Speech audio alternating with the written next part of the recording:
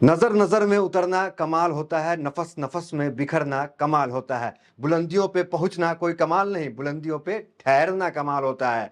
ये शायरी इस खबर पे बिल्कुल सटीक बैठ रही है जो खबर हम आपको बताने वाले हैं। इस खबर को सुन प्रधानमंत्री मोदी भी अपना विदेश दौरा रद्द कर इटली से भारत लौट आए तो कोई चौंकने वाली बात नहीं होगी। क्या है पूरा मामला, विस्तार से बताते हैं। नमस्कार, मैं दानिश अंसार और आप देख रहे हैं पीआरबी।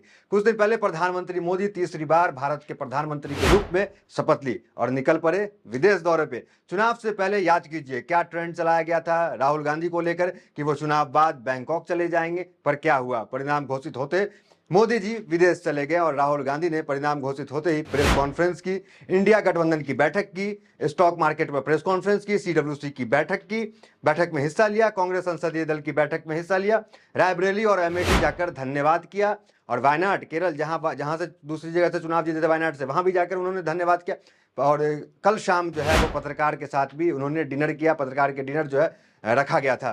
पर ये बात बीत गई, बात पुरानी हो गई। ट्रेंड चलाने वाले ने ट्रेंड चला दिया, पर ये कौन बताए कि कौन अब कहाँ है। इटली में प्रधानमंत्री मोदी को एयरपोर्ट पे लेने मेलेनी क्यों नहीं आई, कोई मंत्री क्यों नहीं आई, ये खबर अब कौन चलाएगा? वो ये ट्रेंड अब कौन चलाएगा कि राहुल गांधी बैंकॉक नहीं गए, खुद मोदी जी विदेश चले गए? ये अब ट्रेंड नहीं चलेगा, बात क्योंकि पुरानी हो गई।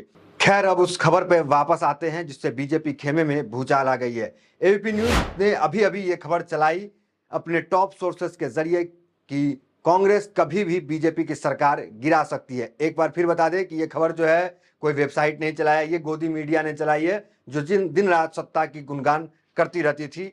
इस खबर को हल्के में लेना बिल्कुल जायज नहीं होगा, क्योंकि कोई वेबसाइट चला दे, कोई सोशल मीडिया पे कोई कुछ डाल दे तो उसको लेना जायज नहीं होता है। लेकिन ये जो खबर है इसको गंभीरता से लेना जायज है और इसको गंभीरता से लेना भी चाहिए। जब आप आंकड़े देखेंगे नतीजे का तो पता चलेगा कि ये काम कांग्रेस के लिए कोई मुश्किल भी नहीं है।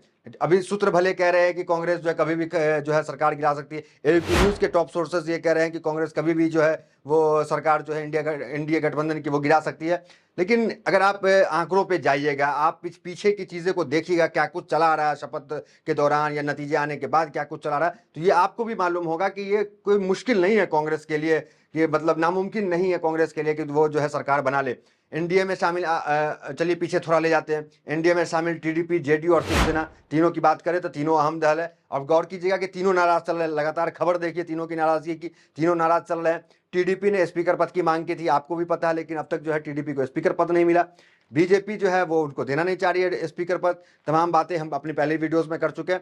अब ये बता रहे हैं आपको कि टीडीपी जो है वो स्पीकर से नाराज है। जेडीयू है, लोग कह रहे हैं उसको झुंझुनू मंत्रालय मिल गया, इस तरह की बातें सोशल मीडिया पर लिखी जा रही है, तो जेडीयू नाराज चली रही है। और शिवसेना है तो शिवसेना नाराज इसलिए चल रही है कि उनके 7 सांसद जीत के आए, उनको 1 मंत्रालय मिला।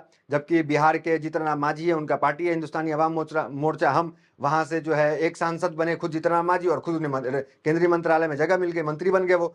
तो ये इसको लेकर के शिवसेना जो है वो नाराज चल रही है कि हमारे 7 सांसद है, हमें 1 मंत्रालय मिला।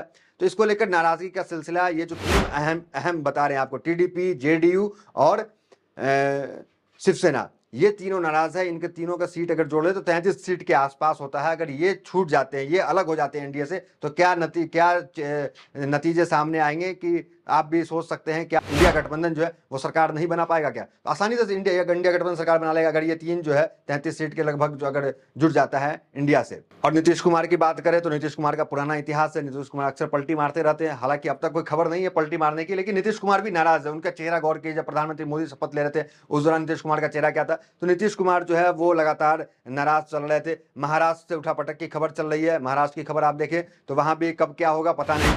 बंगाल से खबर आ रही है कि बीजेपी के 3 सांसद टीएमसी में शामिल हो सकते हैं। कुल मिलाकर बीजेपी के लिए यही रात अंतिम, यही रात भारी वाली स्थिति बनी हुई है। कांग्रेस अध्यक्ष का ताजा बयान क्या है वो जान लेते हैं, और पत्रकार क्या कह रहे हैं, राजनीतिक पंडित क्या कह रहे हैं, इन तमाम मामलों पे वो जानना बहुत जरूरी है। खड़गे का भी नया बयान आया है कि वो क्या कह रहे हैं वो भी जानते हैं। वो बताने से पहले आपको कन्हैया कुमार का बयान बता रहे हैं। देखिए कन्हैया कुमार क्या कह रहे हैं।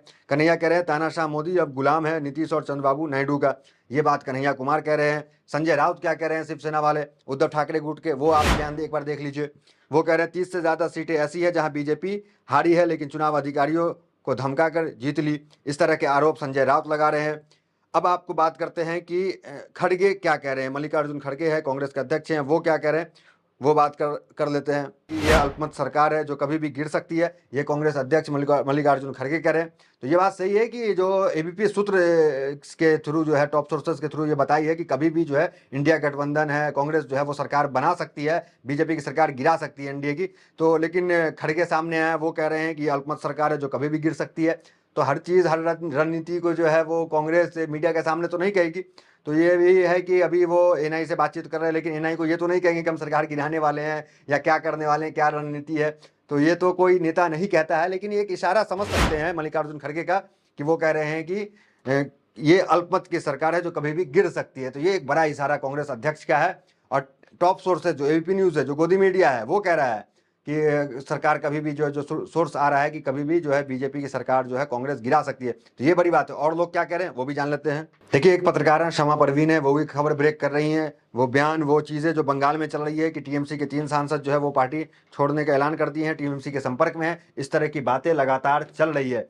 तो ये कोई मतलब कांग्रेस के लिए कोई ये भी नहीं है कि ये बड़ा मुश्किल काम है, बहुत इम्पॉसिबल काम है, बहुत मतलब नहीं हो पाएगा, क्योंकि लगातार आप देख सकते हैं टीडीपी, जेडीयू और ये तमाम लोग जो है वो नाराज चल रहे हैं। शिवसेना, ये तीनों जो है ये नाराज चल रहे हैं स्पीकर को लेकर के। कांग्रेस ने ये बयान भी दे चुकी है कि अगर स्पीकर के लिए उम्मीदवार खड़ा करती है टीडीपी, तो इंडिया गठबंधन जो है वो टीडीपी का साथ देगा। इस तरह के खबर भी चल रही है, इस तरह के बयान भी कांग्रेस के कई नेता हैं वो दे रहे हैं कि हम टीडीपी का साथ दे देंगे। तो जो 26 जून को जो होने वाला है, तो 26 जून को जो है वो समझिए कि बीजेपी के लिए क़यामत की रात हो सकती है। 26 जून क्या है, 26 जून को जो है वो स्पीकर का चुनाव होगा इस वहाँ पे। तो वो भी एक अहम चीज़ देखा जाएगा कि क्या होता है, टीडीपी को स्पीकर मिलता है नहीं मिलता है। लेकिन इतिहास देखेंगे तो ऐसा लगता है कि टीडीपी जो है वो स्पीकर लेके ही मानेगी। लेकिन बीजेपी का भी इतिहास देखेंगे तो लगता है कि बीजेपी कभी देगी नहीं, क्योंकि अटल बिहारी वाजपेयी की सरकार जो है एक सीट से गिर गई थी, स्पीकर की अहम भूमिका वहाँ पे थी। और अगर आप टीडीपी के देखते हैं तो 2019 के लोकसभा चुनाव में टीडीपी के साथ क्या हुआ, टीडीपी के 3 सांसद को बीजेपी ने तोड़ लिया। तो सबका जो इतिहास है बड़ा झोल मोल रहा है।